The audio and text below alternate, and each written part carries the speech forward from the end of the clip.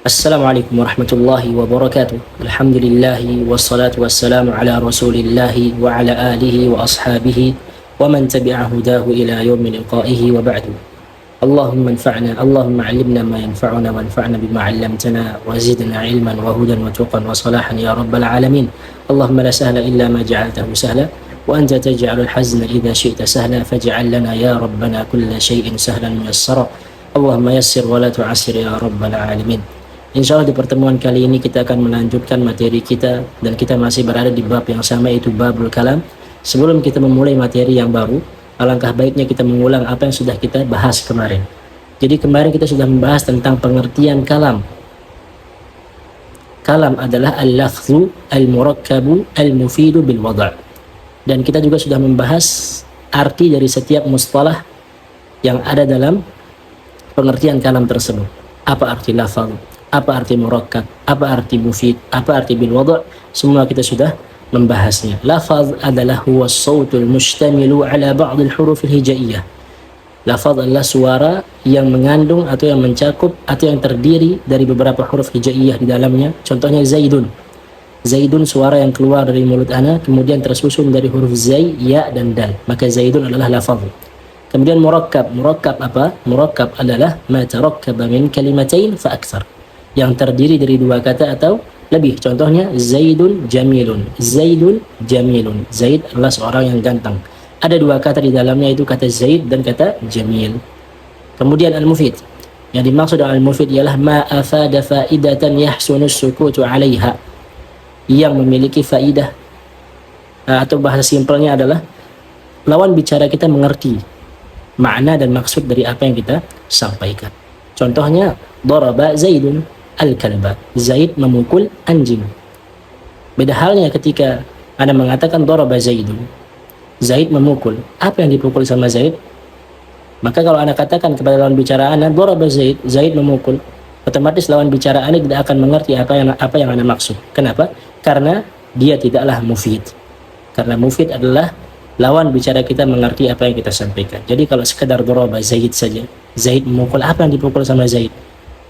Otomatis bakal muncul pertanyaan, dan pertanyaan inilah yang menunjukkan bahwasanya dia tidaklah mufid. Kemudian bil wada'. Apa yang dimaksud dengan bil wada'? Yang dimaksud dengan bil wada' ialah memiliki dua arti kemarin. Yang pertama bil qasdi dan bil lughatil arabiyyah. Yaitu bil qasd, dia mengucapkan dengan sadar kemudian menggunakan bahasa Arab. Wal khulasah, adapun ringkasan dari pengertian kalam apa? Kalam adalah sebuah lafaz yang terdiri dari beberapa kalam adalah sebuah lafaz yang terdiri dari dua kata atau lebih dan dimengerti maksud dan maknanya, kemudian menggunakan bahasa Arab dan diucapkan dengan sadar. Contohnya daraba Zaidun al-kalba. Zaid memukul anjing. Dalam contoh daraba Zaidun al-kalba tercantum di dalamnya 4 syarat kalam, yaitu lafaz, murakkab dan mufid dan bil wada'. Buktinya apa? Daraba Zaidun al-kalba. Dia adalah suara dan mengandung beberapa huruf hijaiyah, maka dia lafaz. Daraba Zaidun al-kalba. Daraba Zaidun al-kalba tersusun dari 3 kata, lebih dari 2 kata, maka dia adalah murakkab. Daraba Zaidun al-kalba, lawan bicaranya pasti bakal mengerti apa yang Anda maksud, maka dia adalah mufid. Daraba Zaidun al-kalba, Anda ucapkan dengan sadar kemudian menggunakan bahasa Arab, maka dia bil wada'. Jadi keempat syaratnya masuk ke dalam contoh daraba Zaidun al-kalba. Maka daraba Zaidun al-kalba adalah kalam.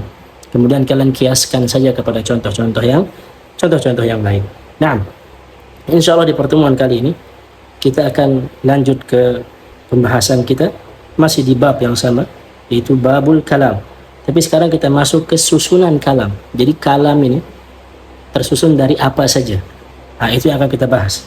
Naam. Wa ma yata'allafu minhu. Jadi materi kita ialah wa ma yata'allafu minhu. Jadi kalam itu tersusun dari apa saja? Yang pertama al-ismu. Kemudian al-fi'lu, kemudian huruf ja'a li ma'na. Huruf itu ada 2. Ada huruf hijaiyah dan ada huruf ja'a li ma'na. Bedanya apa? Huruf hijaiyah tidak ada artinya. Adapun seperti alif, ba, ta, sa, jim, ha, ha, seperti itu contoh-contohnya. Adapun huruf ja'a li ma'na adalah huruf yang memiliki makna artinya. Dan perbedaannya ialah kalau huruf hijaiyah cuma satu huruf saja, alif, ba, ta, dan seterusnya. Adapun huruf ja'ali makna tidak mesti satu huruf. Dia terkadang satu huruf, terkadang tersusun dari dua huruf, terkadang tersusun dari tiga huruf. Contoh yang satu huruf, waw, wa. Contoh yang dua huruf, fi, fa, dan ya. Contoh yang tiga huruf, ala, ain, lam, dan alif maksur atau alif bengkok. Nah, jadi inilah susunan kalam, teman-teman. Kalam tidak keluar dari tiga susunan ini. Jadi maknanya bahasa Arab itu cuma ada tiga susunan saja. Isim, fi'il, dan huruf ja'ali makna. Sekarang kalian bertanya-tanya, apa itu isim?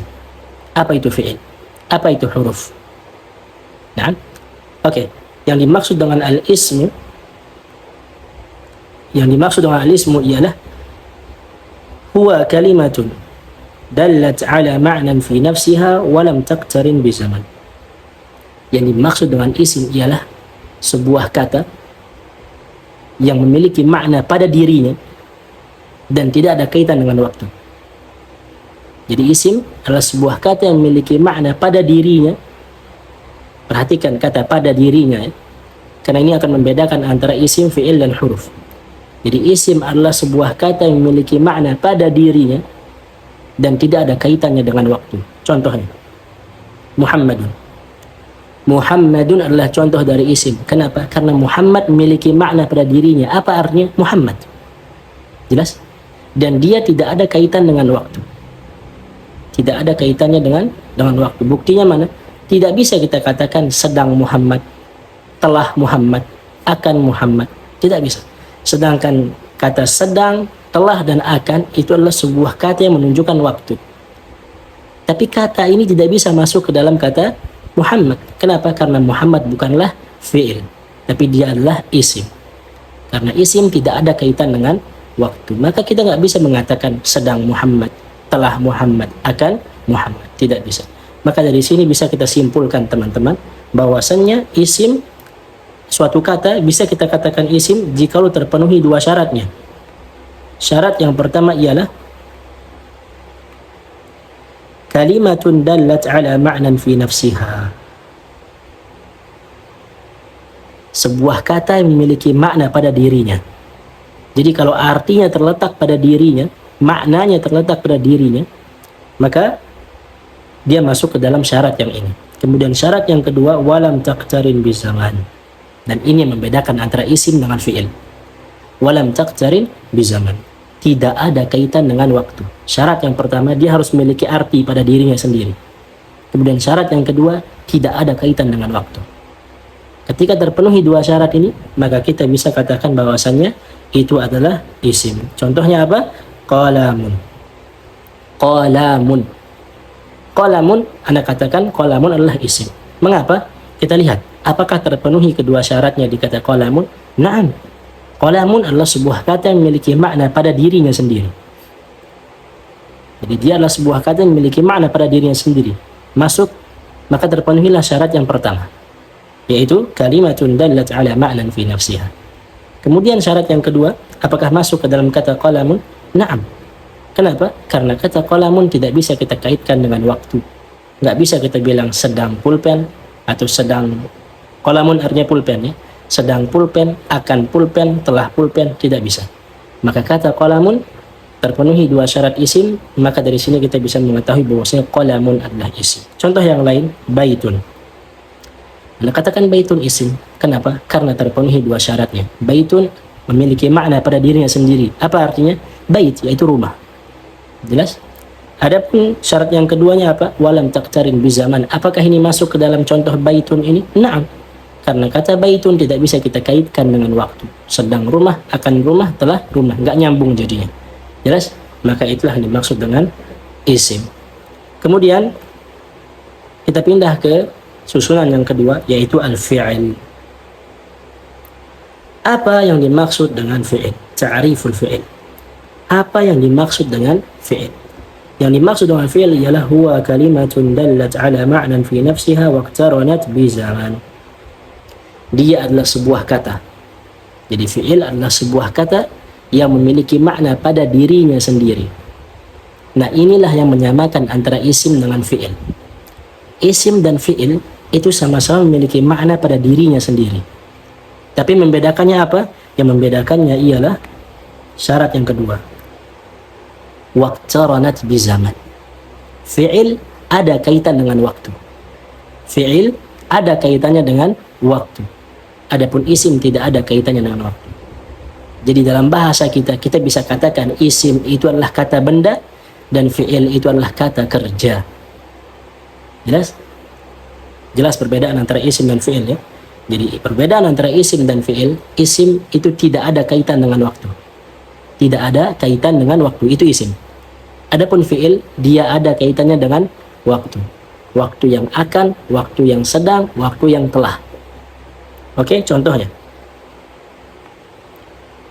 Fa'ala. Fa'ala. Yang berarti mengerjakan. Kata fa'ala atau yang berarti dalam bahasa kita mengerjakan, anak katakan fa'ala ini adalah fi'il. Lalu datanglah seorang kepada anak fulan, berikan hujjah antum kenapa antum katakan fa'ala itu fi'il. Naam, fa'ala adalah fi'il karena dia memenuhi dua syarat fi'il. Yang pertama, kalimatun dallat ala ma'nan fi nafsiha. Dia adalah sebuah kata yang memiliki arti pada dirinya. Jelas? Fa'ala. Dia memiliki arti pada dirinya yaitu mengerjakan. Kemudian syarat yang kedua, waqtaranat bizaman. Dan kata fa'ala ini memiliki kaitan dengan waktu. Buktinya apa? Bisa kita katakan sedang mengerjakan, setelah mengerjakan, atau akan mengerjakan. Muhammad sedang mengerjakan sesuatu. Muhammad akan mengerjakan sesuatu. Muhammad telah mengerjakan sesuatu. Jelas? Maka itulah fi'il. Kemudian contoh yang kedua, yaf'alu. Yaitu yang berarti, jadi fa'ala tadi artinya telah mengerjakan. Adapun yaf'alu itu artinya sedang mengerjakan. Kemudian contoh berikutnya if'al. Kerjakanlah. Kerjakanlah. Kata perintah. Mungkin kalian bertanya-tanya, kalau kata perintah, kenapa bisa masuk ke dalam fi'il? Kan nggak ada kaitan dengan waktu. Ada kaitannya dengan waktu. Kapan? Waktunya adalah akan.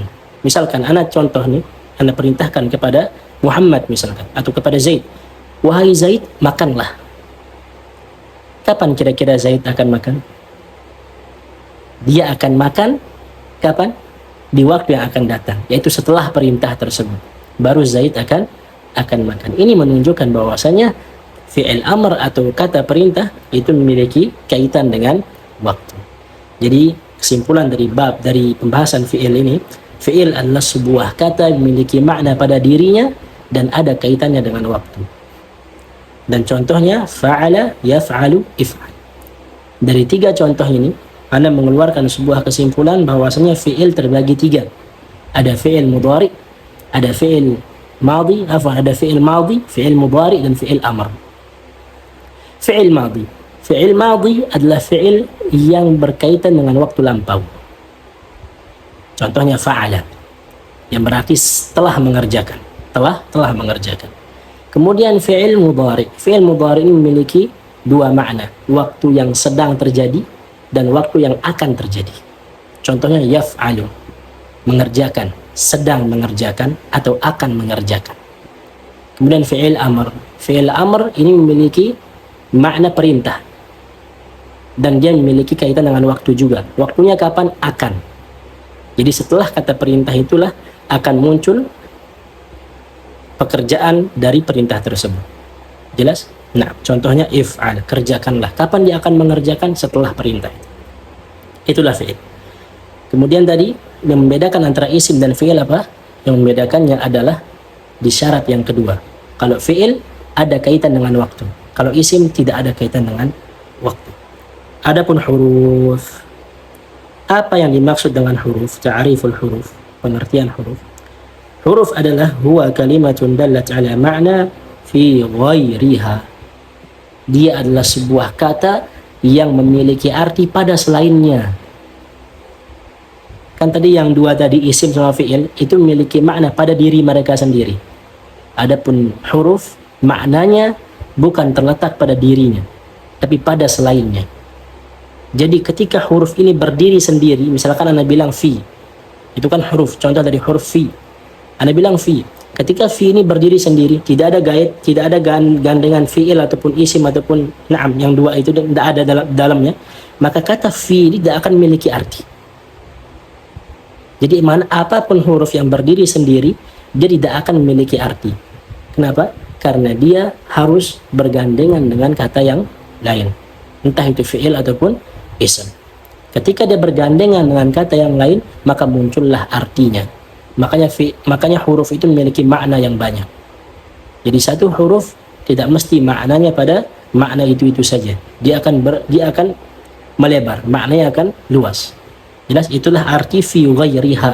Arti fi ghairiha. Jadi huruf adalah sebuah kata yang memiliki makna pada selainnya, bukan pada dirinya. Kalau dia berdiri sendiri maka nggak punya arti dia. Tapi dia akan memiliki arti, memiliki makna ketika berdiri atau bersanding dengan yang lain. Begitulah sebagian jomblo di akhir zaman ini. Dia tidak akan memiliki arti kecuali dia memiliki pendamping di dalam hidupnya. Nah, contohnya, contoh huruf wa. Wa ini adalah huruf. Kemudian fi, kemudian ala.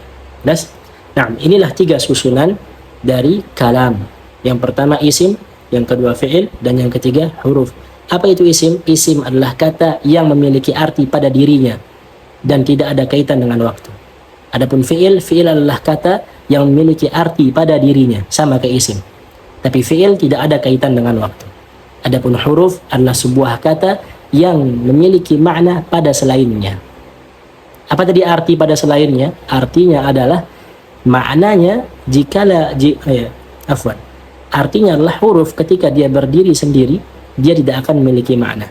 Dia akan muncul maknanya ketika dia bergandengan dengan kata yang lain. Wallahu ta'ala alam. Mungkin itu yang bisa kita bahas di pertemuan kali ini.